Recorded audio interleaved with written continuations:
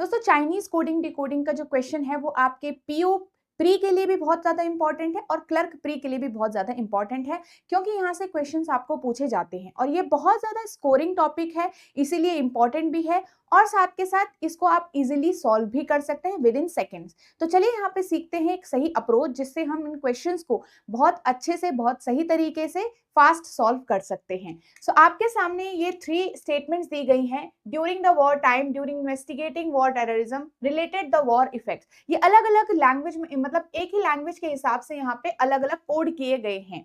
ठीक है, अब चाइनीज कोडिंग डिकोडिंग में हमें कोई लॉजिक फाइंड आउट नहीं करना होता है, बस बताना होता है कि कौन से वर्ड का कोड कौन सा है। ठीक है, अब यहाँ पे आप देखोगे हमें पूछा गया what is the possible code for tourism related effect. याद रखिएगा, इस शब्द पे ध्यान दो कि एक पॉसिबल कोड पूछा है या फिर what can be the code, तो हमें एक पॉसिबिलिटी कोड निकालना है कि यही एक इसका बन सकता है आंसर, वरना नहीं बनेगा। ठीक है, अब आपके सामने इस तरीके से हमने इसको सिंप्लीफाई कर दिया और यहाँ पे हमें पता चला टूरिज्म एक नया वर्ड है जो लिस्ट में, इस लिस्ट में हमें नहीं गिवन हो रखा है। और रिलेटेड इफेक्ट्स का जो कोड है हमारे पास, एक दोनों ही वर्ड का स्पेसिफिक कोड हमें नहीं मिला, बट हमें पता है कि रिलेटेड इफेक्ट्स में 9G और 7K इन दोनों के ही कोड होंगे, बट कौन किसका होगा ये नहीं पता। दोनों ही वर्ड हमारे यहाँ पे गिवन हो रखे हैं, तो हमें कोई दिक्कत नहीं है, दोनों ही वर्ड का जो कोड होगा बस प्रेजेंस होना चाहिए आपके ऑप्शन के अंदर। ठीक है, और टूरिज्म अगर एक नया वर्ड है तो उसका कोड भी नया होगा, जो अभी तक इन कोड्स के अंदर नहीं होना चाहिए। तो आपके ऑप्शन में एनजी और 7K तो होगा ही होगा, एनजी और 7K तो होगा ही। जैसे यहाँ पे एनजी है बट 7K नहीं है, तो ये ऑप्शन एलिमिनेट हो गया।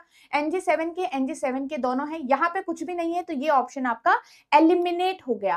अब आपको पता है कि FA तो कोड हमारे पास टाइम का गिवन हो रखा है, तो FA can't be the code for tourism, क्योंकि ऑलरेडी वो किसी और का कोड है। ओके, तो यहाँ पे आपका सही आंसर क्या होगा, ऑप्शन नंबर सी, क्योंकि पॉसिबल कोड पूछा है तो can not be determine, none of these इसमें से आंसर नहीं रहेगा। ठीक है, तो याद रखिएगा, अगर पॉसिबल आंसर होगा तो आपको वहां पे पॉसिबल जो आपका कोड बन सकता है वो आप वहां पे दे सकते हो। तो इसी तरीके से आपको क्वेश्चन सॉल्व करने हैं।